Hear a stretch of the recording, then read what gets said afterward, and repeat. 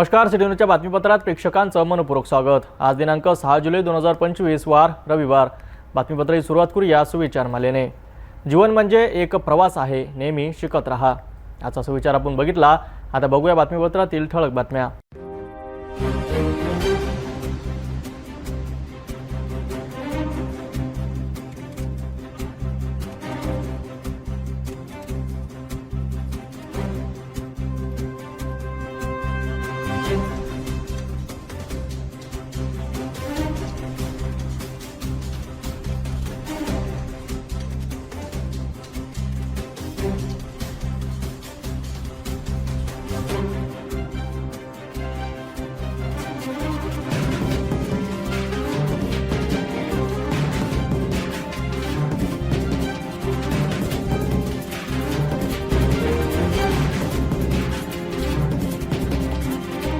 आपण ठळक बातम्या बघितल्या। आता घेऊया एक छोटासा ब्रेक।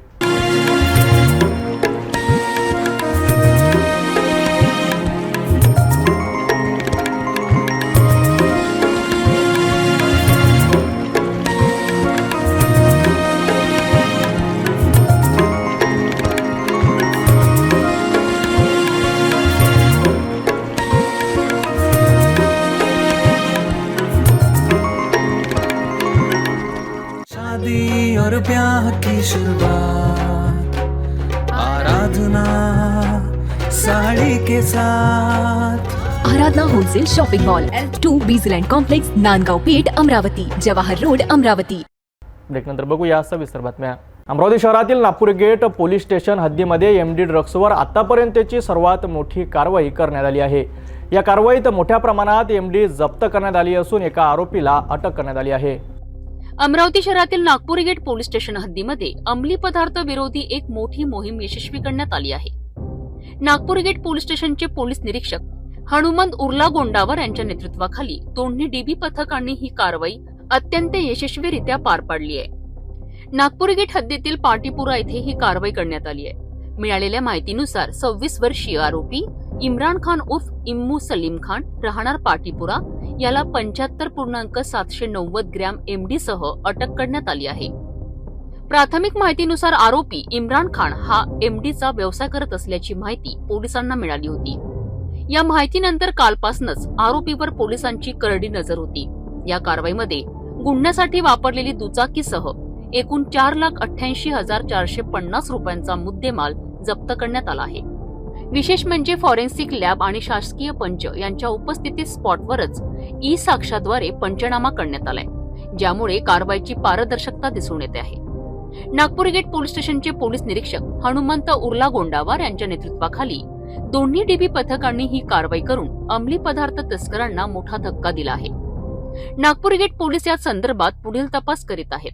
आज पाटीपुरा येथे एक इसम इम्रान खान उर्फ इम्मू सलीम खान वय 26 वर्ष राहणार पाटीपुरा हा एमडी विक्रीचा व्यवसाय करतो अशी माहिती आम्हास गोपनीय मिळाल्याने आम्ही 10 ते 12 दिवसापासून याच्यावर लक्ष ठेवून होतो। काल सकाळपासून या आरोपीवर रात्रंदिवस लक्ष ठेवून त्याची जी गाडी आहे ती गाडीमध्ये मुद्देमाल असल्याची माहिती खात्रीलायक मिळाल्याने त्यानुसार संपूर्ण टीम पाठवून त्याच्यावर ट्रॅप लावून ती गाडी तो आरोपी घरी मिळून आला, त्याला बोलावून ती गाडी डिक्की खोलण्याबाबत कळविले असता त्याच्या गाडीमध्ये जवळपास 75.790 ग्रॅम एमडी मिळून आलेला आहे। तो मिळून आल्यानंतर त्यास ताब्यात घेऊन पोलीस स्टेशनला आणण्यात आलेला आहे।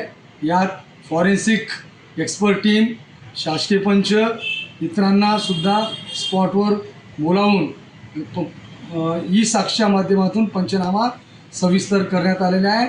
सदरची कारवाई आमच्या मार्गदर्शनात PSI विधाते, गुप्ता, भार्गव व दोन्ही डीबी टीम यांनी केलेली आहे। यात माननीय पोलीस आयुक्त सर यांचे स्पष्ट निर्देश होते की अशा एमडी किंवा गांजा अशा प्रकारच्या लोकांवर लक्ष ठेवून कारवाई करण्याचे निर्देश दिलेले होते. आम्ही यापूर्वीसुद्धा 2 ते 3 महिन्यापूर्वी 62 ग्रॅमची कारवाई MD कारवाई केलेली होती आणि गांजाचे सुद्धा भरपूर कारवाई करण्यात आलेली आहे. यामध्ये माननीय पोलीस आयुक्त सर अरविंद चावरिया आणि आमचे परिमंडळ 1चे पोलीस उपायुक्त गणेश शिंदे सर व सहाय्यक पोलीस आयुक्त गाडगेनगर अरुण पाटील यांच्या वेळोवेळी सूचनेनुसार सदरची कारवाई आम्ही पार पाडलेली आहे. तर यामधून आणखी काही आरोपी निष्पन्न होण्याची शक्यता आहे का?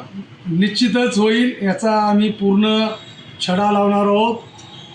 ज्याला आपण म्हणतो बॅक लिंकेजेस आणि फॉरवर्ड लिंकेजेस, बॅकवर्ड लिंकेजेस आणि फॉरवर्ड लिंकेजेस, यांनी कोणाकडून माल घेतला, पुढे कोणाला विकला, याचा सर्व छडा लावण्यात येणार आहे. सर, अमरावती शहरामध्ये अनेकदा कारवाया होतात. आपल्या पोलीस स्टेशन हद्दीमध्ये सुद्धा अनेकदा कारवाया झालेल्या आहेत.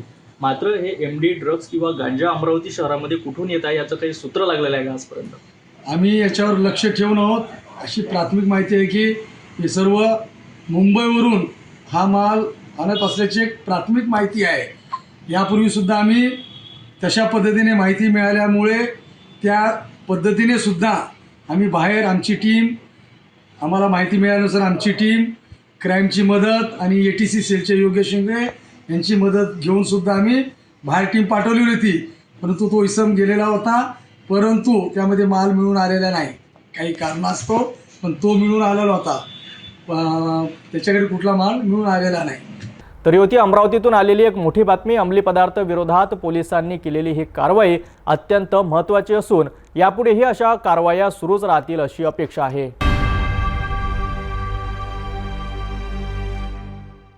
अमरावती शहरात सध्या कबड्डीचा थरार सुरू आहे. अमरावती जिल्हा कबड्डी असोसिएशनच्या वतीने आयोजित आमदार चषक कबड्डी स्पर्धेचा आजचा अंतिम दिवस आहे. विदर्भातील 11 मुलांचे आणि 11 मुलींचे संघ या स्पर्धेत सहभागी झाले आहेत. याबद्दल सविस्तर माहिती पाहूया. अमरावती जिल्हा क्रीडा स्टेडियम सध्या कबड्डीच्या घोषणांनी दुमदमून गेला आहे. अमरावती जिल्हा कबड्डी असोसिएशनच्या वतीने येथे आमदार चषक कबड्डी स्पर्धेचे भव्य आयोजन करण्यात आले आहे. असोसिएशनचे अध्यक्ष विवेक गुल्हाणे आणि सचिव सराफ यांच्या मार्गदर्शनाखाली ही स्पर्धा यशस्वीरित्या पार पडत आहे. या स्पर्धेत विदर्भाच्या कानाकोपऱ्यातून मुलांचे 11 संघ आणि मुलींचे 11 संघ सहभागी झाले आहेत. कबड्डीच्या रोमांचक सामन्यांनी प्रेक्षकांना खिळवून ठेवले आहे. सायंकाळी 7 वाजता या स्पर्धेचा अंतिम सामना रंगणार आहे, ज्यामुळे कबड्डी प्रेमींमध्ये मोठी उत्सुकता आहे. सेमीफायनलमध्ये बुलढाणा, वाशिम, यवतमाळ आणि नागपूर येथील संघांनी आपले स्थान निश्चित केले आहे. पुरुष आणि महिला अशा 2 गटांमध्ये अत्यंत चुरशीचे सामने पाहायला मिळत आहे. या कबड्डी स्पर्धेच्या समारोप आणि बक्षीस वितरणाकरिता आमदार रवी राणा स्वतः उपस्थित राहणार आहेत. या स्पर्धेत सचिव सराफ यांनी सिटी न्यूजला दिलेल्या माहितीनुसार कबड्डी हा एक पारंपरिक आणि अत्यंत लोकप्रिय खेळ आहे. या खेळाला जर राज्य सरकारने अधिक महत्त्व दिले आणि आवश्यक सुविधा पुरवल्यात तर महाराष्ट्रातील कबड्डीपटू निश्चितपणे राष्ट्रीय आणि आंतरराष्ट्रीय स्तरावर भारताचे नाव उज्ज्वल करू शकतात. कबड्डीला प्रोत्साहन मिळाल्यास ग्रामीण भागातील खेळाडूंना एक मोठा मंच मिळेल, असेही सराफ यांनी नमूद केलेत. मी सचिव नितीन अरविंद सराफ, अमरावती महानगर कबड्डी संघ Amravati, amateur kabaddi federation of India, Vidarbha kabaddi संघ नागपूर संलग्नित अमरावती महानगर कबड्डी संघातर्फे 71वी राज्यस्तरीय कबड्डी स्पर्धा या अमरावती विभागीय क्रीडा संकुल येथे आयोजित करण्यात आली होती. या ठिकाणी विदर्भातून जवळपास 24 ते 25 जिल्हे या ठिकाणी सहभागी झाले. 15 मुलांचे संघ व 13 मुलींचे संघ या ठिकाणी सहभागी होते. या सामन्यात आज दुपारच्या सत्रात सेमीफायनल आणि फायनलचे सामने आणि या निवड चाचणीमध्ये हा जो संघ निवडला जाईल, विदर्भाचा संघ हा निवडला जाईल. राष्ट्रीय स्पर्धा या चंदीगड येथे 23, 24, 25, 26 या तारखेला संपन्न होणार आहे. त्याकरिता विदर्भातून संपूर्ण जिल्ह्यातून, विविध जिल्ह्यातून जवळपास 500च्या जवळपास खेळाडू या ठिकाणी सहभागी झालेले आहेत. 50 ते जवळपास 6 हे ज्या पंच व अधिकारी या ठिकाणी सहभागी झालेले आहेत. एकूणच कबड्डी स्पर्धा जो आहे तो मातीचा खेळ आहे, पण आता गादीवर आलेला आहे. याचं विद्यार्थ्यांना शैक्षणिक जीवनामध्ये आणि त्यांच्या करिअर घडवण्यासाठी त्यांना काय त्याचं महत्त्व आहे? सर, आज जे आपण मातीपासून जे कबड्डी खेळलो, तर कबड्डी जसं जसं कबड्डीचं महत्त्व वाढत गेलं, क्रिकेटसारखंच कबड्डीच्या याच्यात आज आपण पाहतोय कबड्डी प्रो कबड्डी हा सुद्धा प्रकार सुरू झालेला आहे. तर कबड्डीपासून मॅटवर जेव्हा कबड्डी आली तर याचा फास्टनेस सुद्धा वाढलेला आहे आणि मुलांच्या दृष्टिकोनातून खेळाडूच्या दृष्टिकोनातून ही स्पर्धा जेव्हा भरवल्या जाते कबड्डीपेक्षा मॅट्सवर कबड्डी हा फास्ट खेळला जातो म्हणून ही मॅट्सवर कबड्डी खेळल्या जाते. आणि आज सर्वतरफ कबड्डीला राजाश्रय देण्याचा प्रयत्न सुरू आहे. कबड्डीसाठी सर्व प्रयत्न करतात आहे आणि हा आमचा एक छोटासा प्रयत्न होता हे निवड चाचणी घेण्याच्या मागे. सगळं दिल्या गेल्या पाहिजे, पण कबड्डी घ्यायसाठी खूप श्रम घ्यावं लागते. कुठून तरी काहीतरी निधी किंवा हे असं जे उपलब्ध करावं लागते त्यावेळेस म्हणजे जवळपास आपण जेव्हा जातो कोणाकडे की 50 रुपयाची पावती 500 रुपयाची पावती तर कोणी देत नाही. मग एखादा आमदाराचं नाव दिल्यानंतर कोणीतरी आपल्याला मदत करेल किंवा काहीतरी करेल या हिशोबाने आपण ते कुठेही टुर्नामेंट होत असेल तर आमदार चषक खासदार चषक किंवा पालकमंत्री चषक असं उपक्रम म्हणून, कारण खेळाडू जो आहे यांना न्याय द्यासाठी शासन कमी पडते. त्याच्यामुळं जे कबड्डीतली जुने खेळाडू आहे त्यांना असं म्हणण्यात हरकत नाही की त्यांना एक आनंद असतो. हा एक दिवाळीसारखा सण असतो की विदर्भातून सगळे जुने खेळाडू इथं येतात, गेट टुगेदर होते, सगळ्यांना एकमेकांची भेट होते. म्हणून या अमरावती कधी यवतमाळ कधी वर्धा हे पूर्ण जण आयोजन करतात आणि त्यांना किती श्रम घ्यावं लागते त्याचा अनुभव फारसा वयस्या लोकांना नसतो. काय अपेक्षा कबड्डी या खेळासाठी काय शासनाकडून माझं असं शासनाला म्हणणं आहे की शासन बरेचसे GR काढतात, ते GR त्यांच्या लेवलहून काढतात, त्याच्यात मातीतला खेळाडू कोणी घेत नाही. त्यांना जे वाटलं ते त्या पद्धतीने GR काढतात. आता महाराष्ट्रातच नाही तर ऑल इंडियात बोगस खेळाडू हा प्रकार चालू आहे की अंडर-19 मध्ये 26 वर्षाचा पोरगा खेळतो. त्यांचं असं म्हणणं आहे की 1 तासात प्रूव्ह करा. मराठवाड्यातला खेळाडूचं 1 तासात प्रूव्ह अमरावती जिल्ह्यावाला कुठून करेल? हे शक्य नाही आहे. आता त्यासाठी मी आयुक्तांना उपसंचालकांना सगळ्यांना पत्र दिले. मी एक विदर्भाचा या संघटनेचा व्हाईस प्रेसिडेंट म्हणून प्रफुल्ल देशमुख मी सगळ्यांना पत्र दिले की ही 2022ला एक GR निघाला आहे की पहिल्या वर्गाचा दाखलकारी रजिस्टर नंबरची सत्यप्रत अनिवार्य आहे. पण आतापर्यंत या क्रीडा संकुल किंवा जिल्हा क्रीडा अधिकाऱ्याने किंवा उपसंचालकाने किंवा आयुक्ताने याच्यात कोणत्याच प्रकारची दखल घेतली नाही. खेळ चालू आहे, खेळत आहे. शासनाने लाडकी बहीण दिली, पण लाडक्या बहिणीच्या मुलांवर हे जे अत्याचार चालू आहे आणि खेळाडू कमी होत चालले आहे त्याचं एकमेव कारण आहे की हे जे बोगसपणा चालू आहे, पैशाचा जे उधळपट्टी चालू आहे हेच एक त्याला कारण आहे. तर अशा प्रकारे अमरावतीत कबड्डीचा उत्साह शिगेला पोचला आहे. आमदार चषक कबड्डी स्पर्धेतून अनेक नवीन प्रतिभावान खेळाडू समोर येतील अशी आशा आहे. राज्य सरकारने या खेळाकडे लक्ष देऊन त्याला योग्य व्यासपीठ उपलब्ध करून दिल्यास भारताला कबड्डीमध्ये आणखी यश मिळू शकते.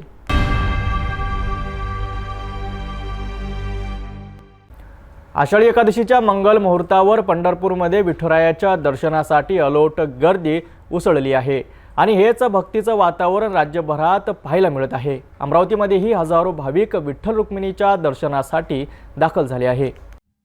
आषाढी एकादशीच्या पवित्र पर्वावर अमरावतीतील फरशी स्टॉप परिसरातील श्री विठ्ठल रखुमाई संस्थानात भाविकांनी मोठी गर्दी केली आहे.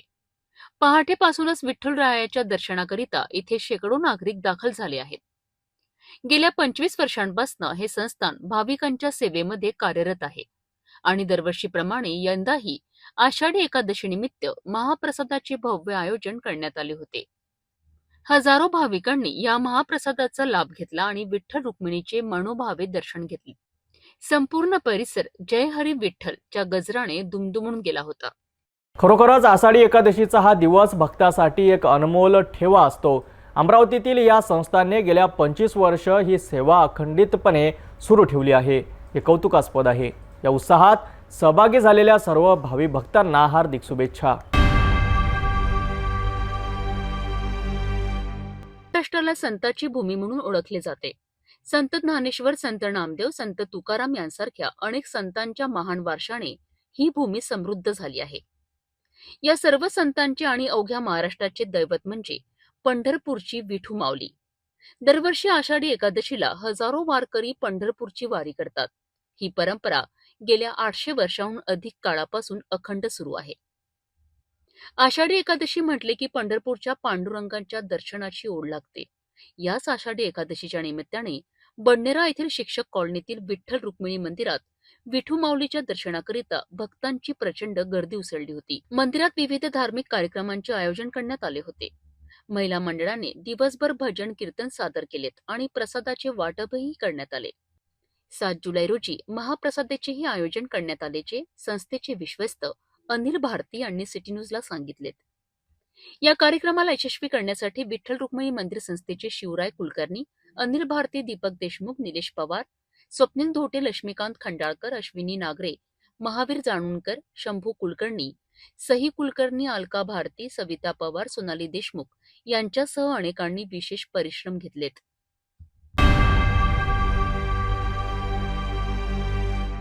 अमरावती शहरात गेल्या 10 दिवसांपासून सुरू असलेल्या भगवान जगन्नाथ रथयात्रा महोत्सवाची आज 6 जुलै रोजी सांगता झाली. हजारो भाविकांच्या उपस्थितीत भगवान जगन्नाथ यांच्या बंधू भगिनींसह आचार्य निवासस्थानातून परत आपल्या मंदिरात विराजमान झाले. अमरावती शहरात दरवर्षीप्रमाणे यंदाही जगदीश्वर संस्थानतर्फे भगवान जगन्नाथ रथयात्रा महोत्सवाचे आयोजन करण्यात आले होते. 27 जून रोजी या महोत्सवाला मोठ्या उत्साहात सुरुवात झाली. रंगारी गल्ली येथील जगदीश्वर संस्थानातनं भगवान जगन्नाथ यांचे थोरले बंधू बलभद्र आणि धाकटी बहीण सुभद्रा यांच्यासह रथातून भव्य शोभायात्रा काढण्यात आली होती. ही शोभायात्रा धनराज लेन, सक्करसाद चौक, जवाहर गेट, सरोज चौक मार्गे जयस्तंभ चौक आणि मालवीय चौकापर्यंत पोहोचली, जिथे भगवान आचार्य निवासस्थानी 10 दिवस विश्रांतीसाठी थांबले होते. आषाढी एकादशीच्या शुभ मुहूर्तावर दुपारी भगवान जगन्नाथ पुन्हा आपल्या मंदिरात परतले. आचार्य निवासस्थानातून निघालेली ही रथयात्रा जयस्तंभ चौक, राजकमल चौक, अंबागेट, दहिसाद, भाजी बाजार, सक्करसाद मार्गे पुन्हा रंगारी गल्लीतील जगदीश्वर मंदिरात पोहोचली. या भव्य रथयात्रेत सहभागी होण्याकरिता अमरावती शहर आणि परिसरातून मोठ्या संख्येने भाविकांनी हजेरी लावली होती. भाविकांनी जयघोषात आणि उत्साहात देवाचे स्वागत केलेत. या रथयात्रेच्या समारोपाने अमरावतीतील या 10 दिवसीय भक्तिमय सोहळ्याची यशस्वी सांगता झाली.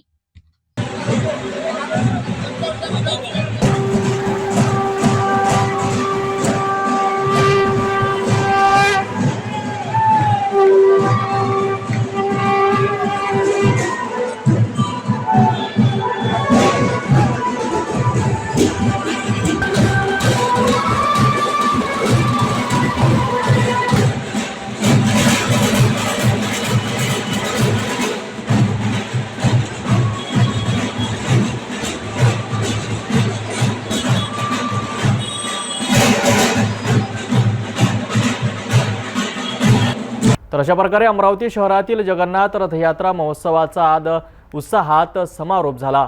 या महोत्सवात सहभागी झालेल्या सर्व भाविकांचे आणि आयोजकांचे आभार. पुढील वर्षी पुन्हा भेटूया याच उत्साहात. आषाढी एकादशीच्या पावन पर्वावर अमरावती महानगरपालिकेच्या एका प्रभागात एक हृदयस्पर्शी कार्यक्रम आयोजित करण्यात आला, जिथे श्रद्धा, सेवा आणि सामाजिक सलोख्याचा अद्भुत संगम पाहायला मिळाला. वेलकम ज्येष्ठ नागरिक मंडळाने दरवर्षीप्रमाणे यंदाही विठ्ठल रुक्मिणी मातेच्या अभिषेक, पूजा आणि दिंडीचे आयोजन केले होते. चला पाहूया सविस्तर रिपोर्टमध्ये. वेलकम पॉइंट येथे वेलकम ज्येष्ठ नागरिक मंडळाने आषाढी एकादशी निमित्त एक भव्य कार्यक्रम साजरा केलाय. यावेळी विठ्ठल आणि रुक्मिणी मातेचा अभिषेक, पूजा, आरती आणि दिंडी रिंगण घालून पारंपरिक पद्धतीने सोहळा पार पडलाय. या कार्यक्रमाला परिसरातील सर्व ज्येष्ठ नागरिक मोठ्या संख्येने उपस्थित होते, ज्यामुळे कार्यक्रमाला एक वेगळीच शोभा आली होती. या प्रसंगी इंगोले यांना त्यांच्या वाढदिवसानिमित्त शुभेच्छा देण्यात आल्या. तसेच अविनाश सराफ, ज्यांनी नीट परीक्षेत उज्ज्वल यश संपादन केले, त्याचा पुष्पगुच्छ देऊन विशेष सत्कार करण्यात आला. विठ्ठल रुक्मिणीच्या अभिषेकाचा मान प्रभागाच्या माजी नगरसेविका सुरेखा लुंगारे आणि दिगंबर लुंगारे यांना मिळाला आहे. सराफ यांनाही आरतीचा बहुमान देण्यात आला. विशेष म्हणजे वेलकम ज्येष्ठ नागरिक मंडळातील 35 ते 90 वयोगटातील ज्येष्ठ नागरिक दररोज येथे योगासने करतात. त्यांनी आज वारकऱ्यांचे फराळ देऊन भव्य स्वागत केलेत. हा वेलकम ग्रुपमधील ऋणानुबंध आषाढी एकादशीच्या दिवशी अधिक दृढ झाल्याचे पाहायला मिळालेत.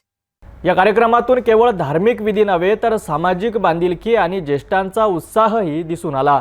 वय विसरून एकत्र येऊन सण साजरा करण्याची ही भावना खरंच प्रेरणादायी आहे.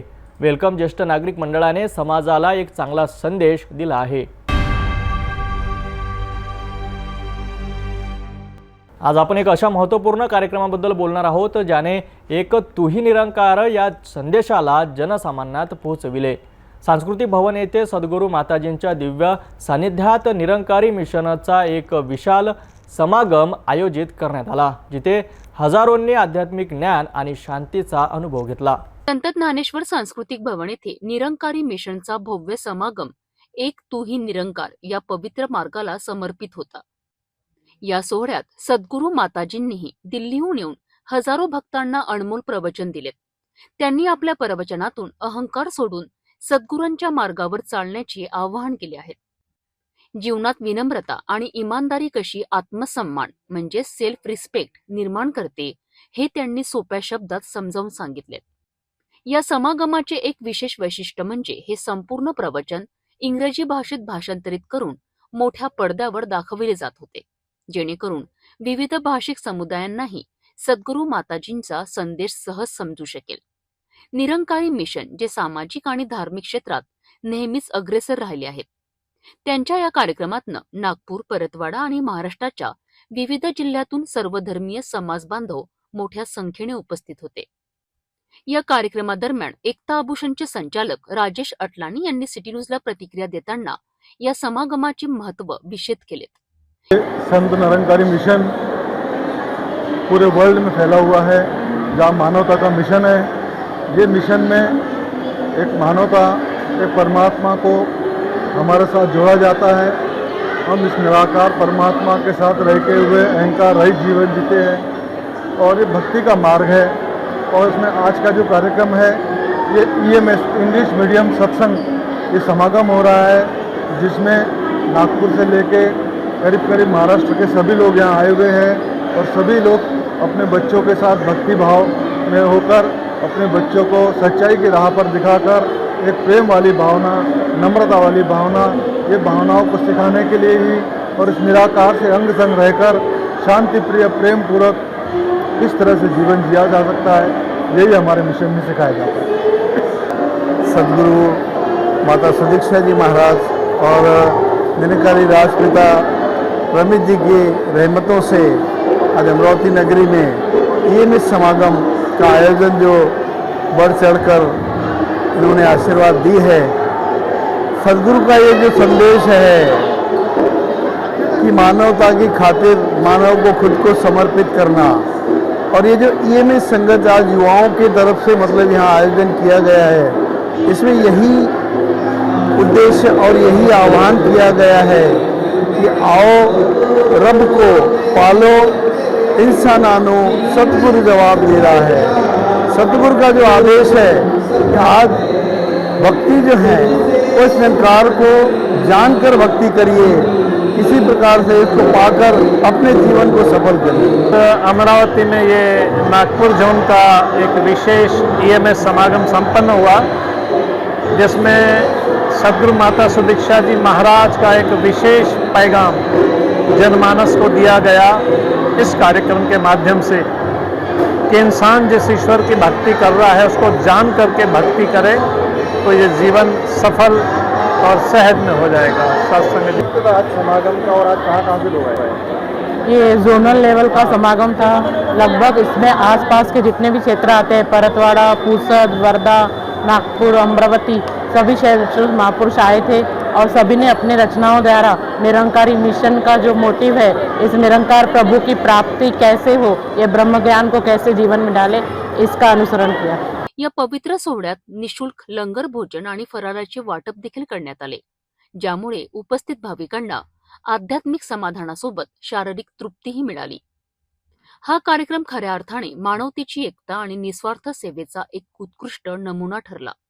निरंकारी मिशनचा हा समागम केवळ एक धार्मिक कार्यक्रम नव्हता, तर तो एकात्मता, विनम्रता आणि मानवतेच्या सेवांचा एक प्रेरक संदेश होता। सद्गुरू माताजींच्या आशीर्वादाने आणि निरंकारी मिशनच्या प्रयत्नामुळे एक तूही निरंकार हा संदेश सर्वत्र पोहोचत आहे।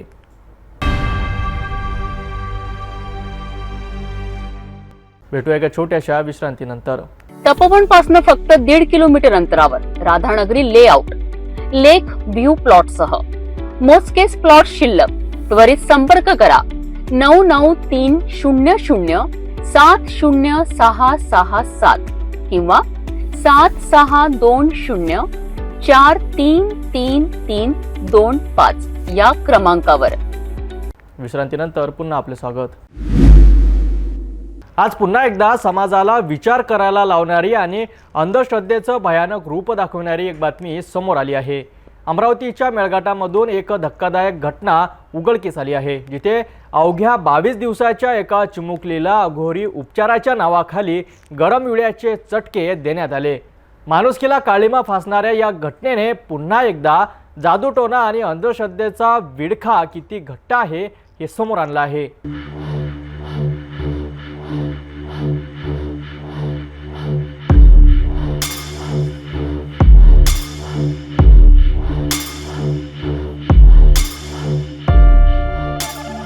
अमरावतीच्या मेळघाटातील दहेंद्री गावातून माणुसकीला लाजवणारी एक घटना समोर आली आहे. इथे एका 22 दिवसांच्या नवजात बाळाला पोटफुगीवर उपचार म्हणून गरम वेड्याचे चटके देण्यात आले. पीडित बाळाची आजी आणि एका मांत्रिकाने हे अघोरी कृत्य केल्याचा आरोप आहे.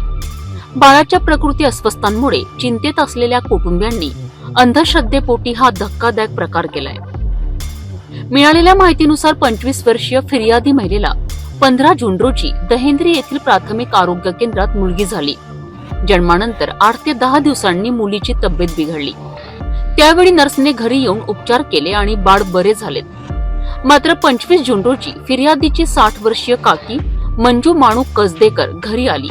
तिने बाळाचे पोट फुगले असून नाक वाहत असल्याचे पाहून यावर डम्मा दिल्यास बाळ बरे होईल असे सांगितले. यानंतर तिने घरातील खुर्पी गरम करून लहान मुलीच्या पोटाला चटके दिलेत आणि बाळ आता बरे होईल असे सांगून निघून गेलेत. 4 जुलै रोजी प्राथमिक आरोग्य केंद्राच्या नर्सने पुन्हा बाळाला तपासले असता बाळाच्या शरीरावर चटक्यांच्या खुणा दिसल्यात. तात्काळ बाळाला उपचारासाठी काटकुंप आणि तेथून उपजिल्हा रुग्णालय अचलपूर येथे हलविण्यात आले. सध्या बाळावर उपचार सुरू असून तिची प्रकृती धोक्याबाहेर असल्याची माहिती आहे. या गंभीर प्रकरणी चिखलदरा पोलिसांनी आरोपी मंजू माणू कसदेकर हिच्या विरुद्ध भारतीय न्याय संहिता कलम 118 आणि महाराष्ट्र जादूटोणा प्रतिबंधक अधिनियम 2013च्या कलम 3 नुसार गुन्हा दाखल केला आहे. पोलीस या प्रकरणाचा पुढील तपास करीत आहेत. मेळघाटातील आदिवासी समाज आजही रुग्णालयांवर कमी आणि अंधश्रद्धेवर जास्त विश्वास ठेवला जातोय. ही या घटनेतून पुन्हा अधोरेखित झाले आहे. नमस्कार, मी गजेंद्र सुरकर, महाराष्ट्र अंधश्रद्धा निर्मूलन समितीचा राज्य प्रधान सचिव. नुकतीच चिखलदऱ्याच्या उदेंद्री या गावामध्ये एक घटना घडलेली आहे की लहान बाळाचं पोट फुगलं म्हणून त्याला चटके दिलेले आहेत. मेळघाट चिखलदरा हा जो भाग आहे तो आदिवासी बहुल आहे. याही आधी 2-3 महिन्याआधी एका बाळाला चटके दिले होते आणि तो चटके दिल्यामुळं त्याची तब्येत अतिशय खालावलीत आणि मग त्याला अमरावती आणि म्हणतात त्याला सरकारी मदतीने त्याला नागपूरमध्ये प्रायव्हेट हॉस्पिटलमध्ये भरती केलं गेलं. त्यावेळेला तिथे जाऊन त्याच्या आईवडिलांनाही भेटलो होतो आणि अशा वेळेला ही गोष्ट लक्षात आलीत की तिथला जो भक्त आहेत, ज्याला कोरकू समाजाची मान्यता आहे, तो भगत किंवा तो सांगणारा जो काही पुजारी असतो तो जे काही सांगत असतो त्याची प्रथा आणि परंपरा या चिखलदरा आणि मेळघाटमध्ये आहे की लहान मुलाला जर काही झालं असेल तर त्याला आरोग्याची सुविधा न देता त्याला अशा प्रकारचे अवैद्यकीय आणि अंधश्रद्धेंनी बरबटलेले उपाय करून त्याला ते चटके देण्याची प्रथा आहे. ही काही मेळघाटमध्ये आहे असं नाही, तर ती भारतातल्या विविध भागामध्ये आहे. शिक्षणाची दुरावस्था, आरोग्य फॅसिलिटी जी पाहिजे ती त्यांच्यापर्यंत न जाणे, जे काही जनप्रबोधन व्हायला पाहिजे ते प्रबोधन न होणे, अशा सर्व कारणामुळं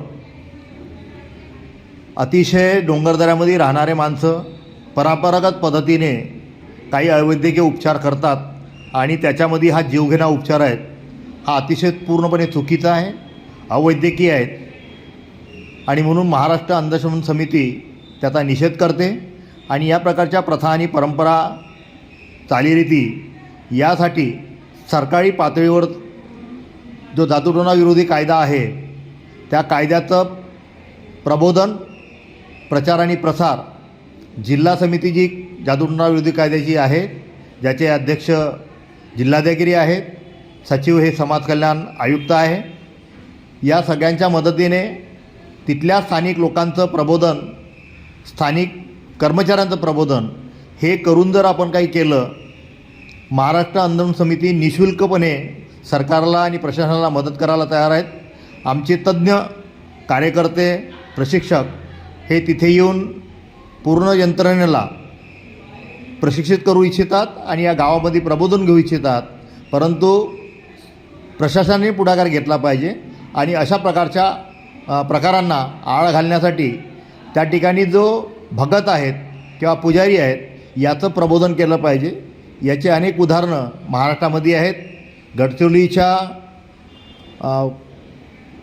हेमलकसा भाग आहे किंवा गडचिरोलीचा जो दुसरा भाग आहे, अशा भागामध्येही आमटे परिवार आणि बंग परिवार यांनी या कोरकू आणि भगत हे जे पुजारी आहेत यांचे प्रबोधन केलेत स्थानिक प्रशासनाच्या वतीने.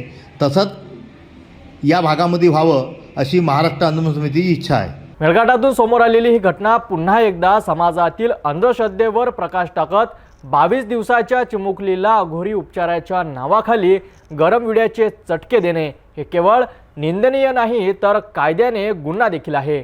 अशा घटना रोखण्यासाठी केवळ कायद्याची अंमलबजावणीच नव्हे तर समाजात शिक्षणाचा आणि वैज्ञानिक दृष्टिकोनाचा प्रचार होणे अत्यंत आवश्यक आहे. महाराष्ट्र राज्यात युती सरकार स्थापन झाल्यानंतर अवैध वाळू वाहतुकीचा मुद्दा नेहमी चर्चेत राहिला आहे. विशेषतः चंद्रपूर आणि इतर भागातील अवैध वाळू वाहतुकीवर नियंत्रण मिळवण्यासाठी सरकार काय पावले उचलणार हा प्रश्न कायमच अनुत्तरित होता. महसूल मंत्री चंद्रशेखर बावनकुळे यांनी विधानसभेत यावर लवकरात लवकर निर्णय घेण्याचं आश्वासन दिलं होतं. मात्र त्यांनी पावसाळी अधिवेशनात केलेल्या घोषणामुळे परवानाधारक वाहनांना 24 तास वाळू वाहतूक करण्याची परवानगी मिळाली आहे. पण यामुळे अवैध वाळू तस्करी थांबेल का यावर आज आपण सविस्तर चर्चा करणार आहोत. वाळू व्यतिरिक्त इतर गौण खनिजाची वाहतूकही 24 तास करता येतं.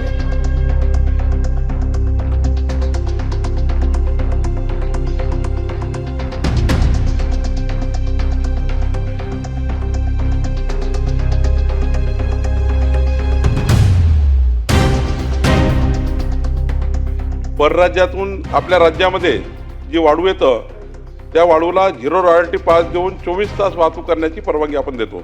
महाराष्ट्र राज्यात युतीचं सरकार स्थापन झाल्यानंतर झालेल्या पहिल्या उन्हाळी अधिवेशनात चंद्रपूर आणि राज्यातील इतर भागातील अवैध वाळू वाहतुकीचा मुद्दा मांडण्यात आला होता.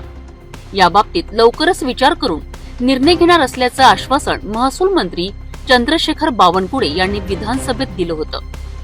यानंतर पावसाळी विधानसभेत त्यांनी केलेल्या घोषणावरनं आता या वाळू तस्करीवर निर्बंध लागेल का हा प्रश्न उपस्थित होतोय. या दिलेल्या निर्णयावरनं परवानाधारकांनाच फक्त रात्रीच्या वेळेस वाळू वाहतूक करण्याची परवानगी असल्याचं स्पष्ट होतंय.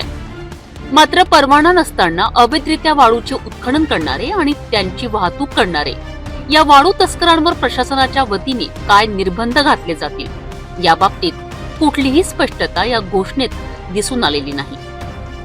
बांधकाम क्षेत्रातील अत्यावश्यक घटक असलेल्या वाळूच्या उपलब्धतेतील अडथळे दूर करण्याच्या दृष्टीने एक महत्त्वपूर्ण निर्णय घेण्यात आला आहे. राज्यभरात वैध परवाना असलेल्या वाहनांना वाळूची वाहतूक 24 तास करण्यास परवानगी देण्यात येणार आहे. भाजप महसूल मंत्री चंद्रशेखर बावनकुळे यांनी गुरुवारी विधानसभेत ही घोषणा केली. त्यांनी सांगितले की या निर्णयामुळे वाळू पुरवठ्यात येणारे अडथळे दूर होतील, तसेच अनेक प्रलंबित प्रकल्प मार्गी लागण्यास मदत होईल असेही त्यांचे म्हणणे आहे. माननीय विरोधी पक्षनेते एक निवेदन आहे. सभापती महोदय, वाळूचं उत्खनन सकाळी 6 ते सायंकाळी 6 कालावधीत करता येतं. NGTचा नियम आहे की सकाळी 6 ते सायंकाळी 6 वाजेपर्यंत, सूर्योदयापासून तर सूर्यास्तापर्यंत. तसेच सायंकाळी 6 वाजेपर्यंत वैध वाहतूकचा परवाना ETP तयार करण्यात आलेल्या वाहनामधून सायंकाळी 6 नंतरही त्या सकाळी 6 ते सायंकाळी 6च्या कालावधीत जो ETP तयार होतो त्या ठिकाणी 6 नंतर त्याची वाळूची वाहतूक करता येतं. वाळू व्यतिरिक्त इतर गौण खनिजाची वाहतूकही 24 तास करता येतं. काही शहरामध्ये दिवसा वाहनाच्या रहदारीचे प्रमाण, जे मेट्रो शहर आहेत, रहदारीचे प्रमाण जास्त असल्याने वाळूच्या वाहतुकीस बंदी असते दिवसानी, कारण अनेक कारणं असतात. अनेक ठिकाणी विविध प्रकल्पाचे कामं विहित मुदतीत पूर्ण करण्यासाठी वाळूची मागणी वाढलेली आहे. शिवाय सायंकाळी 6 नंतर वाळूच्या वाहतुकीवर निर्बंध असल्याने उपलब्ध जो वाहन आहे, वाहनाचा वाळू पुरवण्यासाठी योग्य वापर होत नाही.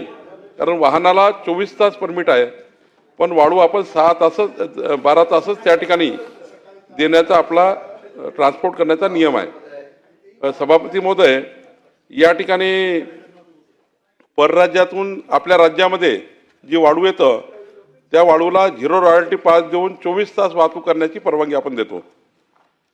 पण राज्याच्या वाहतुकीला ही परवानगी आपण देत नाही.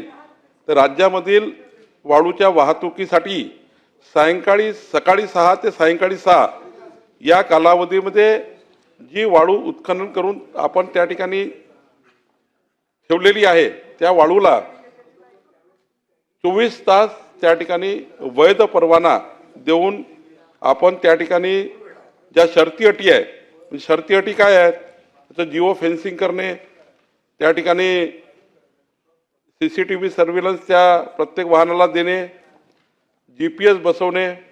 पण दिवसभरात जे उत्खनन होतं ते साठा जो असतो त्या साठ्याला रात्री वाहतूक करता येत नाही, म्हणून आपण 24 तास वाहनाला परमिट देतो आहे. आणि महाखनिजवर ऑनलाईन करून नंतरच हे वाहन चालू असेल, त्याला CCTV असेल, त्याला GPS असेल, जिओ फेन्सिंग असेल, या अटीवर आपण जी दिवसानी जो साठा झालेला आहे त्याला रात्री वाहतूक करण्याची परवानगी आपण देतो आहे. सध्या वाळूचे उत्खनन पहाटे 6 ते सायंकाळी 6 या कालावधीत करता येत आहे आणि त्याच वेळेत वाहतूक करण्याची परवानगी दिली आहे. सायंकाळी 6 नंतर वाळूची वाहतूक करता न आल्याने पुरवठा साखळीवर परिणाम होतो. परिणामी प्रकल्प रखडतात व त्यावर अनावश्यक खर्च देखील वाढतो. हे लक्षात घेऊन सरकारने काही अटी शर्तींच्या अधीन राहून पहाटे 6 ते सायंकाळी 6 दरम्यान उत्खनन करून ठेवलेल्या वाळूची वाहतूक वैध परवानाधारक वाहनांमार्फत 24 तास करण्याचा निर्णय घेतला आहे, असं म्हणता येईल. शासन घोषणा तर करतात, मात्र त्या घोषणांची अंमलबजावणी प्रभावीपणे केली जाते का याकडे कोण लक्ष देईल? प्रशासकीय अधिकारी शासनाच्या या घोषणांना तिलांजली देत त्यांचे हप्ते बिनरुखावट कसे चालू राहतील यांची जास्त काळजी घेतात. आता जिल्ह्याच्या बाबतीत बोलायचं झाल्यास अमरावती जिल्ह्यात अवैध काम रात्रीच्या अंधारात होतात. शक्यतोवर पहाटे 3 ते 6 वाजताच्या दरम्यान वाळूने भरलेले ट्रक शहरात प्रवेश करतात. या वाळूने भरलेल्या ओव्हरलोड गाड्यांमुळे शहरातील रस्त्यांची हालत खस्ता झालेली आहे आणि या रस्त्यांच्या होणाऱ्या दुरावस्थेमुळे सरकारी खजिन्यांवर भर पडतो. या अवैध वाळू तस्करी करणाऱ्या तस्करांची गुंडागर्दी वाढलेली आपल्याला जिल्ह्यात बघायला मिळते. कोणाचीही भीती न बाळगता वेळोवेळी हप्ते पोहोचून राजरोसपणे हे अवैध धंदे जिल्ह्यात सुरू आहेत. मिळालेल्या गुप्त माहितीच्या आधारे या अवैध धंद्यांना पोलिसांच्या देखरेखीखाली सर्रास आश्रय मिळत असल्याचं बोललं जात आहे. सिटी न्यूजने काही वर्षापूर्वी अवैध वाळू तस्करांच्या विरोधात बातमी चालवली होती.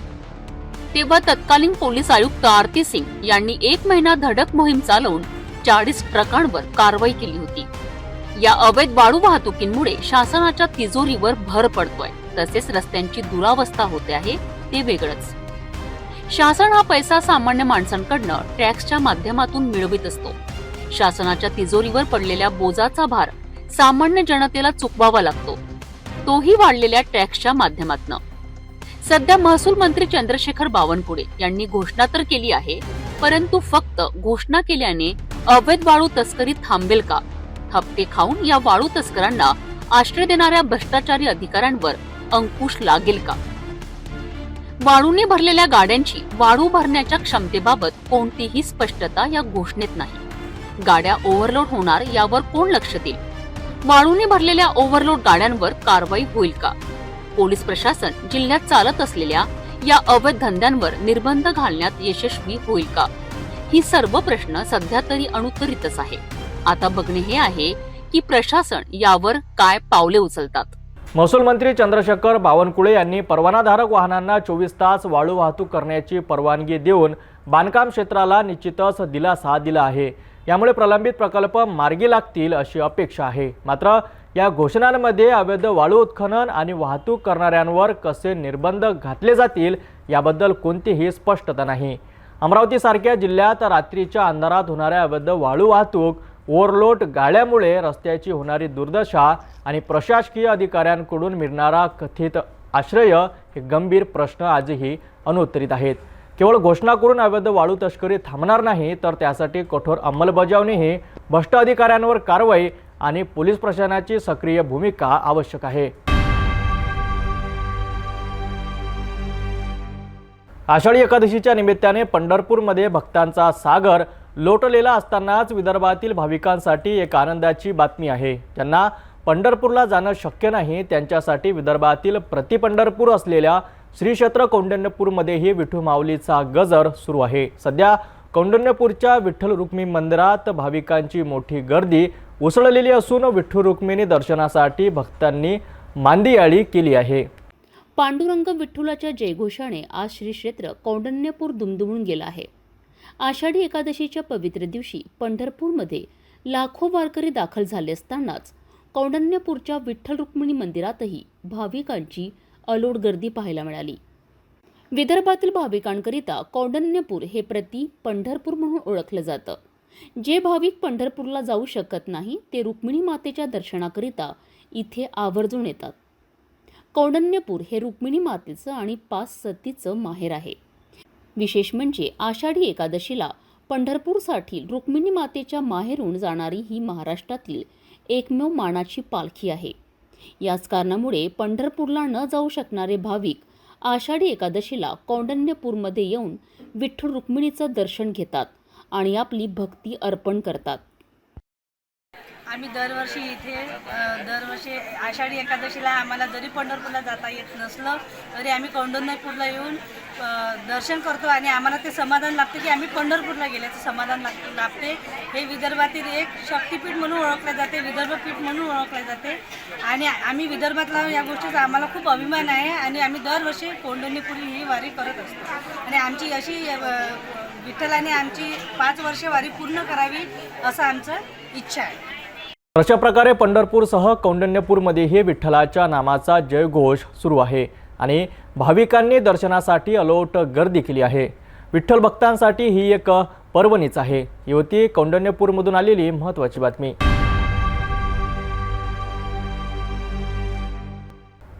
आषाढी एकादशीच्या पावन पर्वावर धारणी शहर विठ्ठल नामाच्या गजराने दुमदुमून गेले होते. आज सकाळी शहरात विठ्ठल रुक्मिणीच्या पालखीने काढण्यात आलेल्या मिरवणुकीने वारकऱ्यांमध्ये उत्साहाचे वातावरण निर्माण झाले. आषाढी एकादशीच्या निमित्ताने धारणी नगरी भक्तिरसात न्हाऊन निघाली आहे. विठ्ठल रखुमाई मंदिरातून सकाळी सुरू झालेली ही पालखी गजानन महाराज मंदिर आणि राधाकृष्ण मंदिराला भेट देत पुन्हा विठ्ठल रखुमाई मंदिरात परतली. यावेळी धारणीतील भाविक भक्तांनी मोठ्या उत्साहाने आणि आनंदात भजन कीर्तन करत पालखी सोहळ्यात सहभाग घेतला. लहान चिमुकल्यांपासून ते तरुण आणि वयोवृद्धांपर्यंत सर्वच जण सकाळपासून आरतीकरिता मंदिरात उपस्थित होते.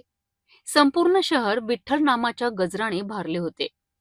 धारणी पोलिसांचा चोख बंदोबस्तात हा संपूर्ण पालखी सोहळा शांततेत आणि उत्साहात पार पडला.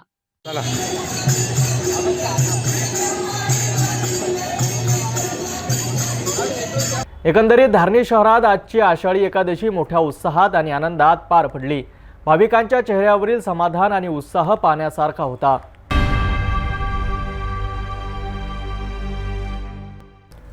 आज आम्ही तुम्हाला एका सुंदर आणि प्रेरणादायी उपक्रमाबद्दल सांगणार आहोत, जो अमरावती जिल्ह्यातील चांदूर बाजार येथे एका खाजगी शाळेने राबविला आहे. आषाढी एकादशीच्या निमित्ताने या शाळेने पंढरीच्या वारीचे अनोखे रूप गावात आणले. पाहूया सविस्तर रिपोर्ट. अमरावती जिल्ह्यातील चांदूर बाजार येथील एका खासगी शाळेत आषाढी एकादशी निमित्त एक अद्भुतपूर्व सोहळा पार पडला. शाळेच्या प्रांगणातून निघालेली ही दिंडी केवळ पारंपरिक वारीचा अनुभव देणारी नव्हती, तर यातून झाडे लावा झाडे जगवा असा महत्त्वपूर्ण सामाजिक संदेशही चांदूर बाजार वासियांना देण्यात आला. हा उपक्रम पाहून गावकरी भारावून गेलेत. या दिंडी सोहळ्यात विद्यार्थ्यांनी पारंपरिक वेशभूषा केली होती. काही विद्यार्थी विठ्ठल रुक्माईच्या रूपात सहभागी झाले होते, तर काही टाळ मृदंग घेऊन अभंग गात होते. ज्ञानोबा तुकारामच्या जयघोषांनी आणि अभंगांनी संपूर्ण चांदूर बाजार परिसर दुमदुमून गेला होता. जयस्तंभ चौक ते छत्रपती शिवाजी महाराज चौकपर्यंत काढण्यात आलेल्या या पालखी सोहळ्यात पारंपरिक कळस आणि पालखीसोबतच विविध सामाजिक संदेश देणारे फलकही विद्यार्थ्यांनी हातात घेतले होते. शाळेचे मुख्याध्यापक यांनी पालखीचे पूजन करून विद्यार्थ्यांना मार्गदर्शन केले. या सोहळ्यात शाळेतील सर्व शिक्षक आणि कर्मचारी उपस्थित होते. तसेच गावातील नागरिक आणि पालक यांनीही मोठ्या उत्साहात सहभाग नोंदविला. या उपक्रमामुळे विद्यार्थ्यांमध्ये सांस्कृतिक मूल्ये, भक्तिभाव आणि सामाजिक बांधिलकीचे महत्त्व रुजवले गेले.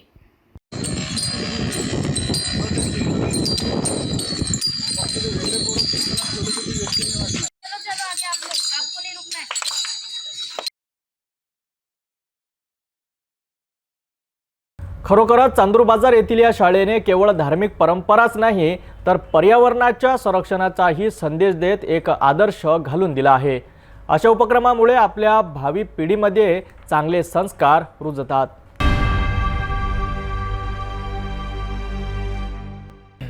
आज आम्ही एका महत्त्वाच्या शैक्षणिक समस्येवर प्रकाश टाकत आहोत, जी थेट मुलांच्या भवितव्याशी निगडीत आहे. जिल्हा परिषद उर्दू पूर्व माध्यमिक शाळा कसबे गव्हाण येथील पालक आज संतापले आहे. शाळेत शिक्षकांची तीव्र कमतरता असून याविरोधात त्यांनी थेट आंदोलनाचा इशारा दिला आहे. कसबे गव्हाण येथील जिल्हा परिषद उर्दू पूर्व माध्यमिक शाळा इथे सध्या शिक्षण घेणाऱ्या 103 विद्यार्थ्यांचं भवितव्य अंधारात आहे. कारण या शाळेत इयत्ता 1ली ते 7वी पर्यंतच्या वर्गांकरिता केवळ 2च शिक्षक उपलब्ध आहे. शासकीय नियमानुसार 103 विद्यार्थ्यांकरिता किमान 5 शिक्षकांची आवश्यकता आहे. म्हणजेच अजून 3 शिक्षकांची तातडीने गरज आहे. पालकांनी एकत्रित येत आपली तीव्र नाराजी व्यक्त केली आहे. त्यांच्या म्हणण्यानुसार शिक्षकांच्या कमतरतेमुळे मुलांच्या शिक्षणावर गंभीर परिणाम होत आहे. भाषा विषयाची आणि 2 सहाय्यक शिक्षकांची तातडीने नेमणूक करण्याची त्यांची मुख्य मागणी आहे. पवित्र पोर्टलद्वारे नवीन शिक्षक मिळण्याची अपेक्षा असतानाही शाळेला अद्याप हे आवश्यक शिक्षक मिळालेले नाहीत. आपल्या माध्यमातून मी प्रशासनाला सांगू इच्छितो की कसबे गव्हाण उर्दू प्राथमिक शाळेमध्ये पटसंख्येनुसार शिक्षकाची नियुक्ती करावी. कारण 2024 सप्टेंबरच्या पटसंख्येनुसार या ठिकाणी 82 पटसंख्या होती आणि आज 2025 ते 103 झालेली आहे. तर सप्टेंबर 24 जरी आपण अभ्यास केला तरी या ठिकाणी जवळपास 4 शिक्षकांची नियुक्ती करणे अत्यंत आवश्यक आहे. आणि जर शासनाला खरोखरच जर शाळा टिकवायच्या असतील आणि खूप मोठं त्यांना कार्य करायचं असेल तर शिक्षकाची नियुक्ती अत्यंत महत्त्वाची आहे. जरी नियुक्ती झाली नाही तर आम्ही गाववासी सर्व एकत्र येऊन या अगोदर आम्ही प्रशासनाला कळवू आणि नाहीतर जर आमची मागणी मान्य झाली नाही तर आम्ही या शाळेला कुलूप ठोकू हे मात्र निश्चित आहे. यावेळी ही विनंती आहे की आम्हाला हे भाग पाडू नका की आंदोलन करणे किंवा कुलूप ठोकणे याविषयी आम्ही सुद्धा तयार नाही आहोत. परंतु जर नियुक्ती झाली नाही तर आम्हाला हा पर्याय शोधावा लागेल. तर शासनाने या संबंधी उपाययोजना करावी. धन्यवाद. हम कसबे गव्हाण के उर्दू स्कूल से बात कर रहे हैं और यहाँ के स्कूल में पट संख्या बच्चों की जो है वो 98 है और 98 के बच्चे होने के बाद यहाँ पर सिर्फ 2 ही टीचर है और 2 टीचर होने के बावजूद भी यहाँ पर एक टीचर जो हेडमास्टर का कारोबार संभालते हैं. तो 2 टीचर जो है उनसे इस बच्चों का जो है तो पढ़ाई लिखाई होती नहीं है. तो हमारा यही कहना है कि अगर हमारे स्कूल को टीचर नहीं देंगे तो हम आंदोलन पर बैठेंगे और अगर टीचर नहीं मिलेंगे तो हम हमारे बच्चों की जो टीचर है वो यहाँ से निकाल लेंगे. और हमारे कस्बे गव्हाण के जो सरपंच है हमारे साथ दे रहे हैं. तो हमारी यही विनंती है कि जो टीचर नियुक्ति है तो हमको 2 या 3 टीचर और चाहिए. और इसके लिए जो पूरा पालक वर्ग है जो सब पीछे खड़े हैं ये कल से धरना आंदोलन पर बैठने के लिए तैयार है. और जब तक हमको टीचर नहीं मिलते तो हम धरना आंदोलन पर बैठेंगे. यही मेरी मांग है और पूरे कस्बे गव्हाण वासियों की मांग है. और मी जे पालक आहो माझे नातू आहेत ते शाळेमध्ये 4 आहेत आणि इथं शिक्षक 2 आहेत. आम्हाला 5 शिक्षक पाहिजे. 5 शिक्षक, एक शिक्षक हेडमास्टर असून ते कामकाज करतात आणि एक शिकवतात आणि 81 मुलं आहेत. 81 मुलं 2 शिक्षक शिकत नाहीत. म्हणून आम्हाला 3 शिक्षक पाहिजे. आणि तुम्ही शिक्षक नाही दिला तर आम्ही उद्यापासून उपोषणाला बसणार आणि शाळेला उर्दू शाळेला करू टाकणार ही माझी विनंती शेख हबीब शेख म्हणत आहे. जर येत्या आठवड्यात या मागणीची दखल घेतली गेली नाही तर शाळेत कुलूप लावण्यात येईल, रस्त्यावर उतरून आंदोलन करण्यात येईल आणि सर्व विद्यार्थ्यांचे दाखले काढून घेण्यात येईल असा स्पष्ट इशारा पालकांनी दिला आहे. कसबे गव्हाणचे सरपंच शशिकांत मंगळे यांनीही या मागणीला पाठिंबा दर्शवत प्रशासनाने गांभीर्याने दखल न घेतल्यास ठिय्या आंदोलनाचा इशारा दिला आहे. मुलांच्या शिक्षणाकडे शासनाचे दुर्लक्ष त्यांच्या भविष्यासाठी धोकादायक ठरू शकते अशी भावना पालकांमध्ये आहे.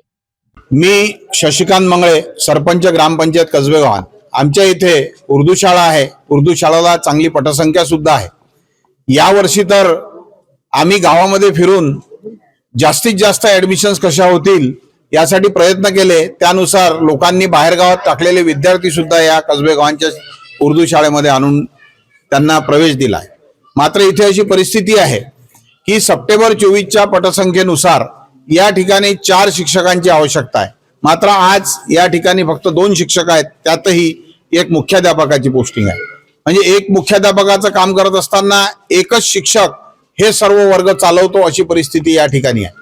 मात्र उद्याला जिल्हा परिषद मध्ये समुपदेशन आहे. त्या समुपदेशन मध्ये आमच्या पंचायत समितीने शिक्षकांची मागणी आपल्याकडे नोंदवली. त्यानुसार आमची अशी मागणी आहे की त्या समुपदेशन मध्ये आमच्या इथे अजून 2 शिक्षक मिळावे आणि शाळेला सुरळीत करण्यात यावं. जर समजा आमची ही मागणी पूर्ण झाली नाही तर गावकऱ्यांनी ज्याप्रमाणे इथे संकल्प केला की जर इथे शिक्षक मिळाले नाही तर या शाळेला आम्ही कुलूप ठोकून या ठिकाणी एक आंदोलन उभं करू, ठिय्या आंदोलन उभं करू असं या ठिकाणी ठरलं. मात्र या जनतेचा जो मागणी आहे त्या जनतेच्या मागणीला माझा पूर्ण पाठिंबा असून या जनतेसोबत या ठिय्या आंदोलनामध्ये माझा सुद्धा सहभाग राहील. सारी बातों का निचोड़ यही है कि जो हमारे सरपंच साहब ने जो बोले और अभी जो हबीब भाई ने जो बोले, ये सभी सारे गाँव वालों की मांग है कि हमारे यहाँ पर 1 से 7 तक के 2 ही टीचर हैं और बेहतर ये है कि हमारे स्कूल पर टीचर बढ़ाए जाए, क्योंकि 2 टीचर 7 क्लास को नहीं संभाल सकते. इसलिए हम शासन से मांग करते हैं कि हमारे यहाँ पर टीचर अभी जो नियुक्ति होने वाली है उसमें टीचर बढ़ाए जाए. अन्यथा अगर ऐसा नहीं होता है तो हम यहाँ पर आंदोलन तो करेंगे लेकिन साथ में स्कूल को ताले भी मारेंगे और इसका जिम्मेदार शासन रहेगा. तर अशा प्रकारे कसबे गव्हाण येथील पालकांनी आपल्या मुलांच्या शिक्षणासाठी थेट एल्गार पुकारला आहे. त्यांच्या मागणीची दखल घेऊन प्रशासनाने तातडीने पावले उचलणे गरजेचे आहे, अन्यथा विद्यार्थ्यांचे शैक्षणिक नुकसान होण्याची भीती आहे.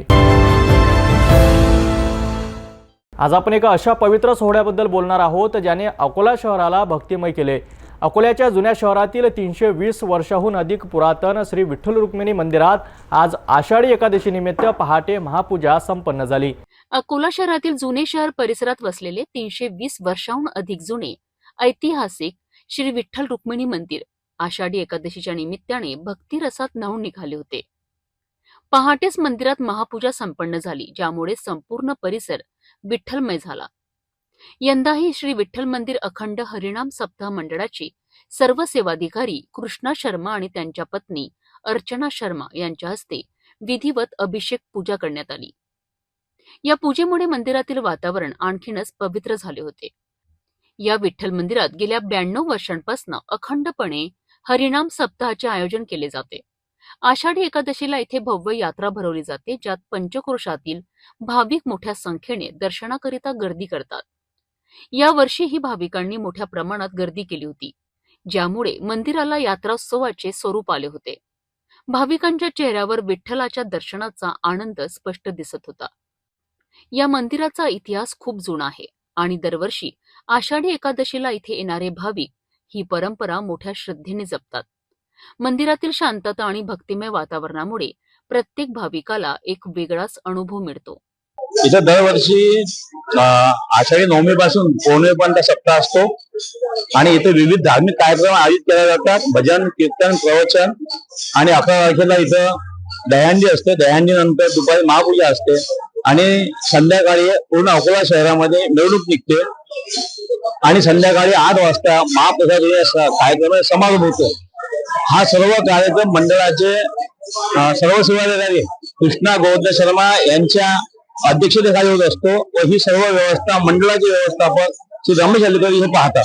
खरंच अकोल्याच्या या पुरातन विठ्ठल रुक्मिणी मंदिरात आषाढी एकादशी निमित्त झालेले हे आयोजन केवळ एक धार्मिक सोहळा नसून ते श्रद्धेचे आणि परंपरेचे प्रतीक आहे. असे कार्यक्रम आपल्या संस्कृतीला आणि परंपरांना जिवंत ठेवतात. अकोल्यातील नायगाव येथील शाहनवाजपुरा चौकात दरवर्षीप्रमाणे यावर्षीही हजरत इमाम हुसेन आणि करबला येथील शहीदांच्या स्मरणार्थ भव्य लंगर ए हुसेनीचे आयोजन करण्यात आले. या पवित्र सोहळ्याची झलक पाहूया. अकोला शहरात नायगाव येथील शाहनवाजपुरा चौकात 6 जुलै रोजी पुन्हा एकदा माणुसकी आणि श्रद्धेचा अद्भुत संगम पाहायला मिळालाय. दरवर्षीप्रमाणे यावर्षीही येथे अत्यंत श्रद्धा, प्रेम आणि सेवाभावाने भव्य लंगर ए हुसेनीचे यशस्वी आयोजन करण्यात आले. इस्लामचे महान शहीद हजरत इमाम हुसेन रझियल्लाहु तआला अन्हु आणि करबला येथील अमर शहीदांच्या स्मरणार्थ हा कार्यक्रम आयोजित करण्यात आला होता, ज्यांनी इस्लामच्या संरक्षणासाठी आपले प्राण अर्पण केले होते. या नेक कार्यात स्थानिक समाजसेवक आणि तरुणांचा सहभाग अत्यंत कौतुकास्पद होता. मोहम्मद गौरवे, अनवर चौधरी, महबूब ठेकेदार, हुसेन चौधरी, उस्मान चौधरी, राजा ठेकेदार, फैजान खान, बाबू जळगाववाले, अहमद ठेकेदार, सय्यद रियाज, शाहरुख शाह यांसारखी अनेक नावे या आधीच समाविष्ट आहेत, ज्यांनी दिवस रात्र मेहनत घेऊन लंगरची संपूर्ण व्यवस्था सुरळीत आणि शिस्तबद्ध ठेवली आहे. स्थानिक नागरिकांनी, ज्येष्ठांनी तरुणांच्या या निस्वार्थ सेवाभावाची खूप प्रशंसा केली आहे. ते म्हणालेत की असे कार्यक्रम केवळ सामाजिक सलोखा आणि बंधुत्वाला प्रोत्साहन देत नाही, तर ते इमाम हुसेन यांच्या महान त्यागाची आठवणही नेहमी जिवंत ठेवतात. हा संपूर्ण कार्यक्रम शांततापूर्ण आणि शिस्तबद्ध वातावरणात पार पडला आणि शेवटी सर्वांनी देशात अमन, शांती आणि माणुसकीच्या यशासाठी सामूहिक दुआ केली. लंगर रखा गया था, ये हजारों की तादाद के लोगों ने लंगर का जुलूस उठाया और शाहनवाज की तरफ से सबका तहे दिल से आने वालों को इस्तेमाल किया. खरोखरच नायगाव शाहनवाजपुरा चौकात झालेला हा लंगर ए हुसेनीचा कार्यक्रम केवळ एक धार्मिक कार्यक्रम नसून तो सामाजिक सलोखा आणि माणुसकीचे एक उदाहरणही सादर करतो. असे कार्यक्रम आपल्याला आठवण करून देतो की आपण सर्वजण मिळून एक चांगला आणि शांततापूर्ण समाज कसा घडवू शकतो.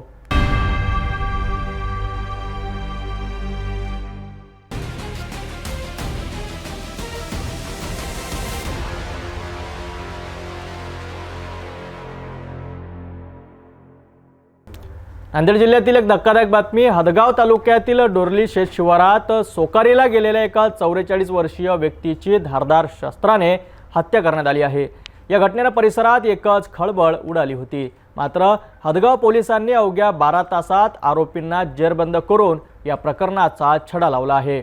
खुनाचे कारण अद्यापही अस्पष्ट असले तरी आरोपींना 5 दिवसाची पोलीस कोठडी सुनावण्यात आली आहे.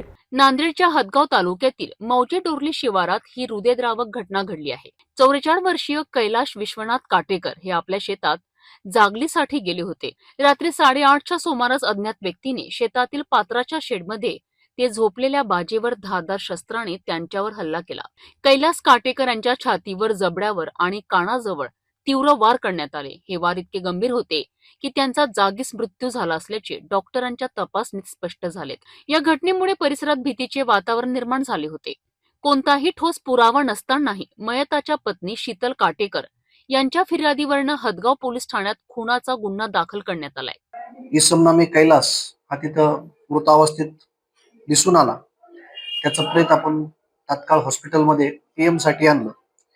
पीएम साठी आणल्यानंतर त्याच्या छातीवर आणि गळ्यावर वार झाल्याचं आणि त्यातून रक्त वाहून तो मृत्यू पडल्याचं डॉक्टरांनी सांगितलं. त्यावरून त्याची पत्नी नामे शीतल कैलास काटेकर यांच्या फिर्यादीवरून हदगाव पोलीस स्टेशनला तसा गुन्हा नोंद करण्यात आला. या घटनेचे गांभीर्य लक्षात घेता वरिष्ठ अधिकाऱ्यांच्या मार्गदर्शनाखाली हदगाव पोलिसांनी तत्काळ तपासाची चक्रे फिरवलीत. गुप्त बातमीदार आणि साक्षीदारांच्या मदतीने पोलिसांनी अवघ्या 12 तासांच्या आत 2 संशयित आरोपींना ताब्यात घेतलेत. 28 वर्षीय नारायण गंगाधर टोपलवाड आणि 41 वर्षीय सुरेश शिवाजी शिरसाट अशी या आरोपींची नावे आहेत. ताब्यात घेतलेल्या आरोपींना पोलिसांनी हदगाव न्यायालयात हजर केलेत. न्यायालयाने आरोपींना 5 दिवसांची पोलीस कोठडी सुनावली असून यामुळे पोलिसांना पुढील तपास करण्यासाठी वेळ मिळाला आहे. खुनाचे नेमके कारण काय होते हे अद्याप स्पष्ट झालेले नाही. याबाबत हदगाव पोलीस कसून तपास करत असल्याची माहिती हदगाव पोलीस स्टेशनचे सहाय्यक पोलीस निरीक्षक संकेत दिघे यांनी दिली आहे. सदरचा गुन्हा हा गंभीर स्वरूपाचा होता आणि आरोपीबाबत काही पुरावा मिळून येत नव्हता. गोपनीय बातमीदार लावून माहिती काढली आणि सदर माहितीच्या आधारे आरोपी नामे नारायण गंगाधर टोपलवाड आणि सुरेश शिवाजी शिरसाट यांना आपण 12 तासाच्या आतमध्ये अटक केले. माननीय न्यायालयाने त्यांची दिनांक 8/7/2025 पर्यंत म्हणजे 5 दिवसाची पोलीस कस्टडी मंजूर केलेली आहे. या पोलीस कस्टडी दरम्यान हा सदरचा खून नक्की कोणत्या कारणावरून केला याच्याबाबत तपास होणं गरजेचं आहे. या घटनेतील आरोपींना अटक झाल्याने हदगाव पोलिसांनी आपल्या कार्यक्षमतेची दर्शन घडविले आहे. आता पुढील तपासात खुनाचे नेमके कारण काय होते या मागे आणखी कोणाचा हात आहे का हे पाहणं महत्त्वाचं ठरेल. या आणि अशाच बातम्यांसाठी पाहत रहा सिटी न्यूज.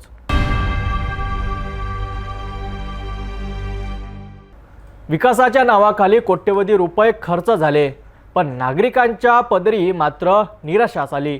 नांदेड जिल्ह्यातील तोरण तांडा येथे मुख्यमंत्री ग्रामसडक योजनेतून तयार करण्यात आलेला रस्ता अवघ्या एका महिन्यातच उखडला आहे. यामुळे स्थानिकांना पुन्हा एकदा चिखल आणि खड्ड्यांचा सामना करावा लागत आहे. पाहूया यावर सविस्तर रिपोर्ट. मुदखेड तालुक्यातील तोरणा तांडा वस्तीला मुख्य रस्त्याशी जोडणारा सुमारे 2.5 किलोमीटर लांबीचा हा रस्ता 1.5 कोटी रुपये खर्च करून हा नवा रस्ता बनवण्यात आला होता.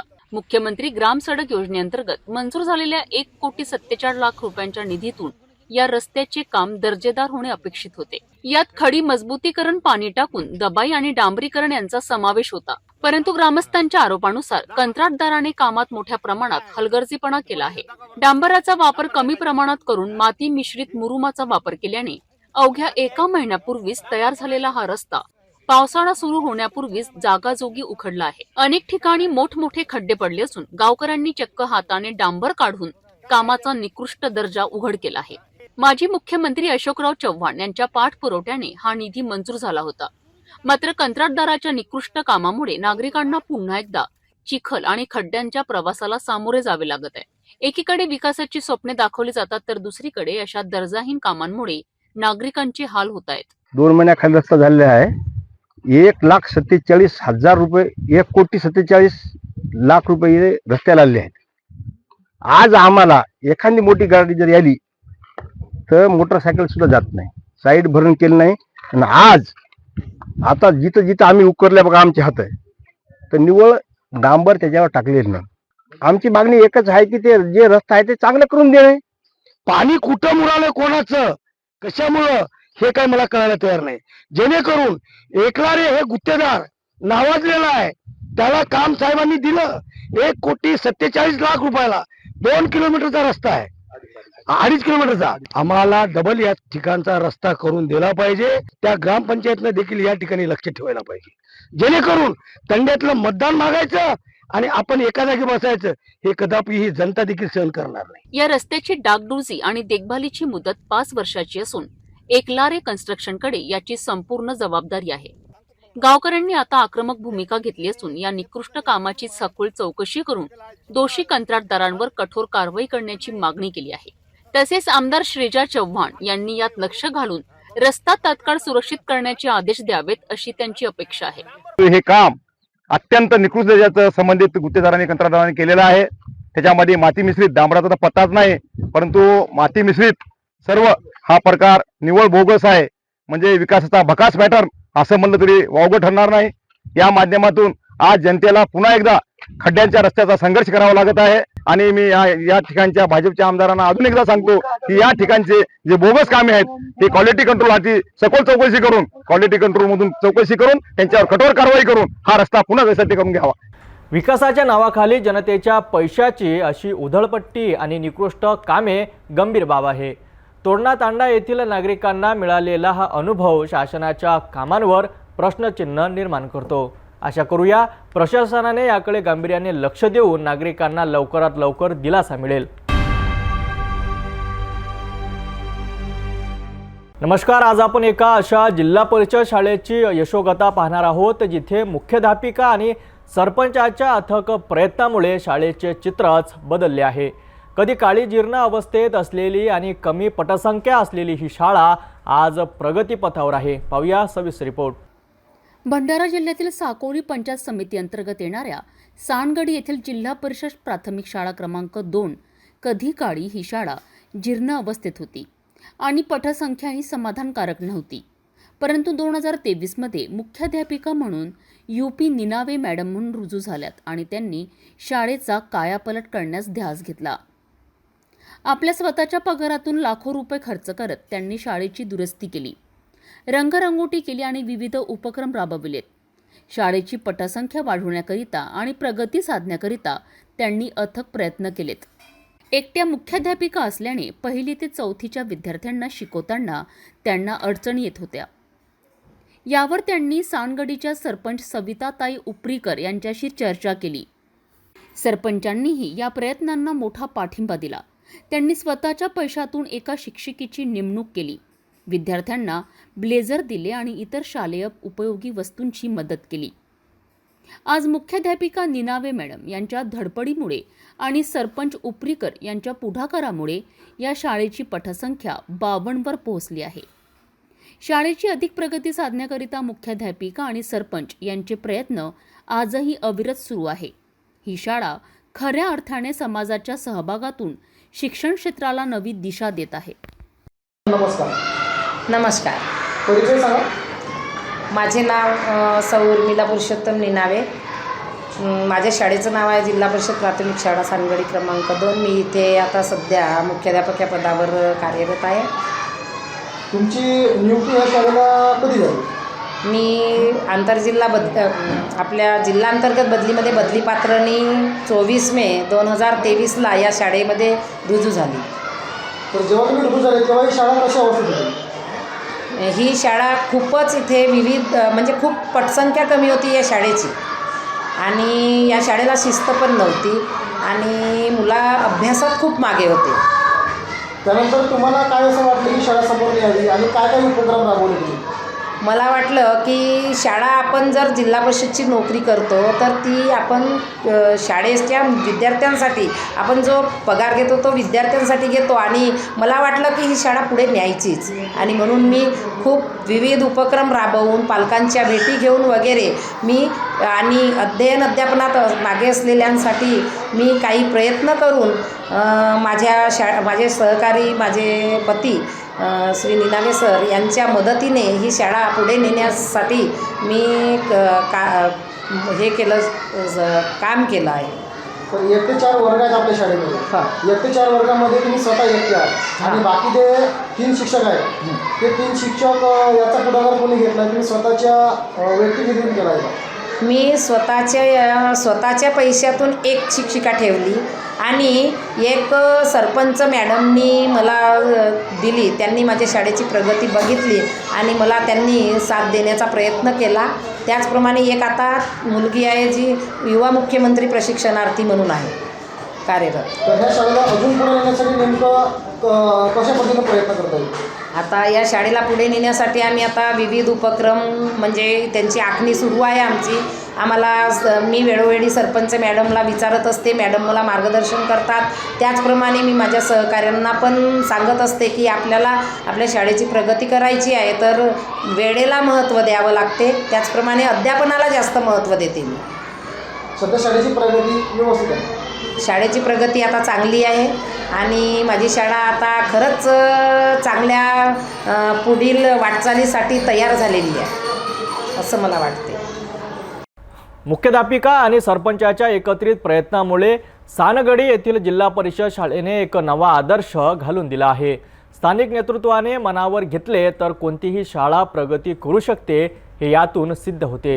ही प्रेरणादायी कहाणी इतर शाळांसाठीही मार्गदर्शक ठरो हीच अपेक्षा.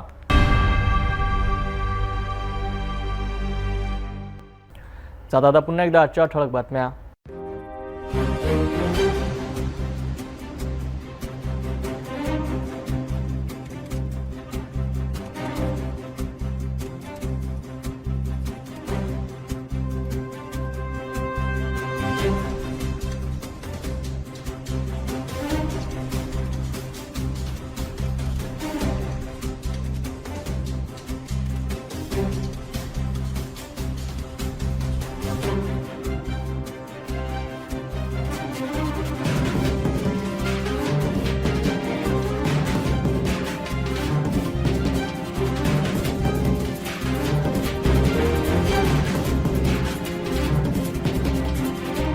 आपण आता सिटी न्यूज चॅनल आपल्या टीव्हीवर सुद्धा बघू शकता। यामध्ये next channel number 117, Jio channel number 872, JTBL channel number 73, Fastway channel number 256 वर बघू शकाल। आता अमरावती जिल्ह्यानंतर विदर्भ आणि महाराष्ट्राचे दर्शक घर बसल्या आपल्या केबल टीव्हीवर सिटी न्यूज बातमी पाहू शकाल।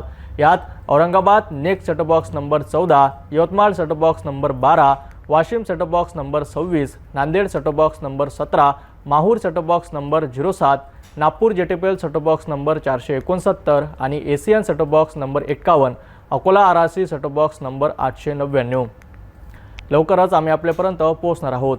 जर आपल्या केबल टीव्हीवर सिटी न्यूज चॅनल दिसत नसेल तर आपण आपल्या केबल ऑपरेटरशी संपर्क करावा। सिटी न्यूज केबलच्या व्यतिरिक्त यूट्यूब, फेसबुक, इंस्टाग्राम आणि ट्विटरवर सुद्धा बघू शकता। याकरिता सोशल मीडिया अकाउंट सबस्क्राईब करा, फॉलो करा, लाईक करा। यूट्यूब अकाउंट सबस्क्राईब करण्याकरिता सबस्क्राईब बटनला क्लिक करा आणि बेल आयकॉन दाबायला विसरू नका, कारण सर्वात आधी समाचार आपल्यापर्यंत पोहोचणार आहेत। तसेच सिटी न्यूजचे फेसबुक पेज लाईक करा, इंस्टाग्राम आणि ट्विटर हँडल फॉलो करा। आपण व्हॉट्सअपवर सूचना देऊन सुद्धा न्यूज प्राप्त करू शकता। हे बातमीपत्र वेळेवरच थांबूया। पुन्हा भेटून घडामोडीसोबत। नमस्कार।